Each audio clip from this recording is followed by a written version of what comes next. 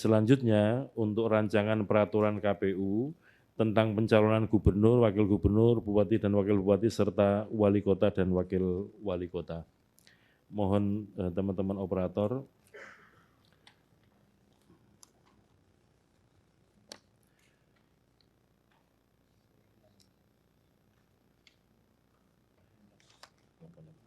langsung di slide halaman 18.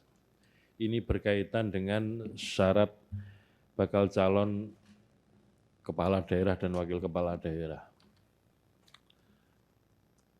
Yang pertama, dalam hal terdapat penyelenggara pemilu, kemudian akan dicalonkan menjadi calon kepala daerah, maka kemudian syaratnya adalah harus berhenti dari jabatan sebagai penyelenggara pemilu, paling lambat terhitung sejak 45 hari sebelum pendaftaran sebagai bakal pasangan calon. Bakal pasangan calon atau bakal calon yang berstatus penyelenggara pemilu dipersyaratkan menyerahkan keputusan tentang pemberhentian atas pengunduran diri yang bersangkutan yang diterbitkan oleh pejabat yang berwenang pada saat melakukan pendaftaran pasangan calon. Jadi pada saat yang bersangkutan didaftarkan oleh partai politik untuk bakal calon kepala daerah, maka harus sudah membawa surat keputusan tentang pemberhentiannya sebagai penyelenggara pemilu. Selanjutnya di slide halaman 19. Yang berkaitan dengan calon terpilih anggota DPR, DPD, atau DPRD, baik provinsi maupun kabupaten kota, hasil pemilu 2024, tetapi belum dilantik menjadi anggota. Pada dasarnya di Undang-Undang Pilkada menentukan bahwa kalau ada anggota DPR, DPD, atau DPRD provinsi dan kabupaten kota didaftarkan sebagai calon, maka yang bersangkutan harus mengundurkan diri dari jabatannya. Ini bagi anggota.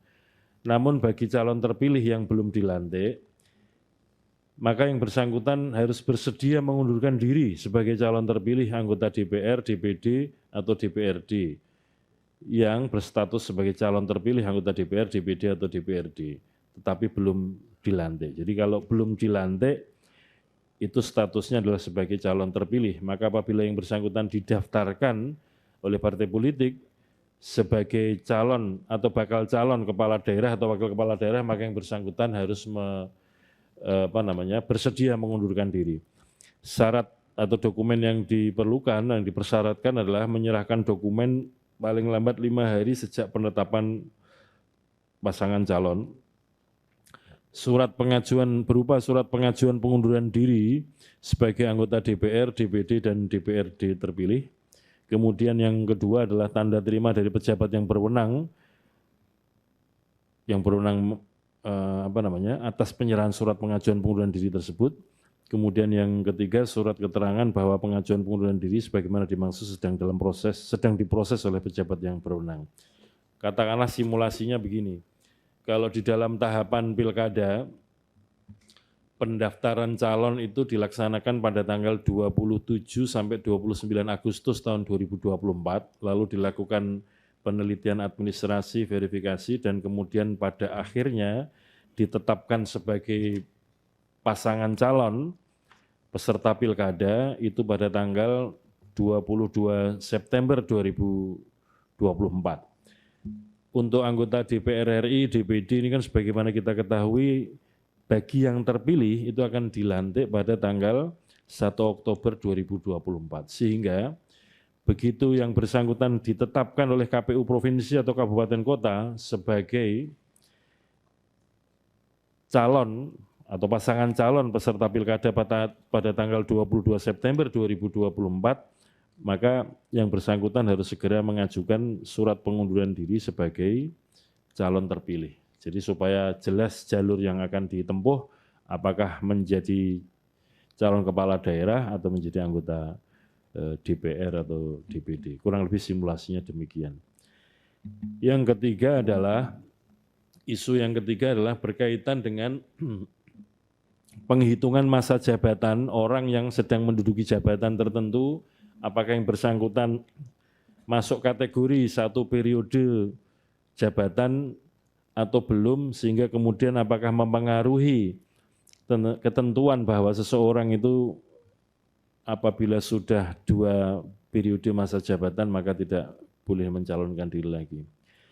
Jadi syarat belum pernah menjabat sebagai gubernur, wakil gubernur, bupati, wakil bupati, wali kota dan wakil wali kota selama 2 kali masa jabatan dalam jabatan yang sama itu ditentukan sebagai berikut. Yang pertama, jabatan yang sama adalah jabatan gubernur dengan gubernur, jabatan wakil gubernur dengan wakil gubernur, jabatan bupati atau wali kota dengan jabatan bupati wali kota, dan jabatan wakil bupati atau wakil bupati dengan jabatan wakil bupati atau wakil wali kota.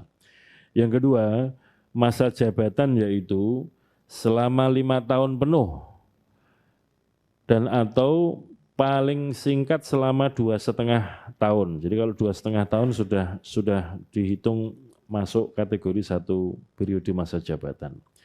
Yang ketiga, penghitungan masa jabatan terhitung sejak ditetapkan dalam keputusan mengenai pengangkatan dalam jabatan. Dan kemudian yang keempat adalah 2 kali masa jabatan dalam jabatan yang sama meliputi 1, telah 2 kali berturut-turut menduduki jabatan yang sama. Kemudian yang kedua, telah 2 kali dalam jabatan yang sama tapi tidak berturut-turut. Atau yang ketiga adalah 2 kali dalam jabatan yang sama, di daerah yang sama, atau di daerah yang berbeda.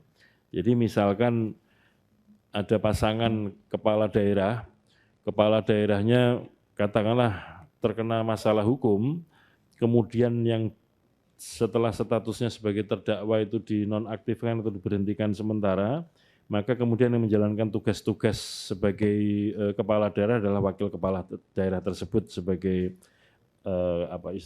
penjabat sementara atau pelaksana tugas. Maka begitu wakil kepala daerah itu menjalankan tugas sebagai bupati, itu sudah masuk hitungan bahwa yang bersangkutan pernah menduduki jabatan sebagai bupati atau kepala daerah.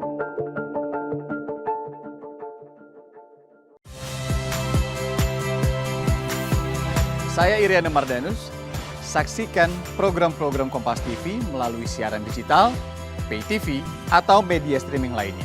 Kompas TV, independen, terpercaya.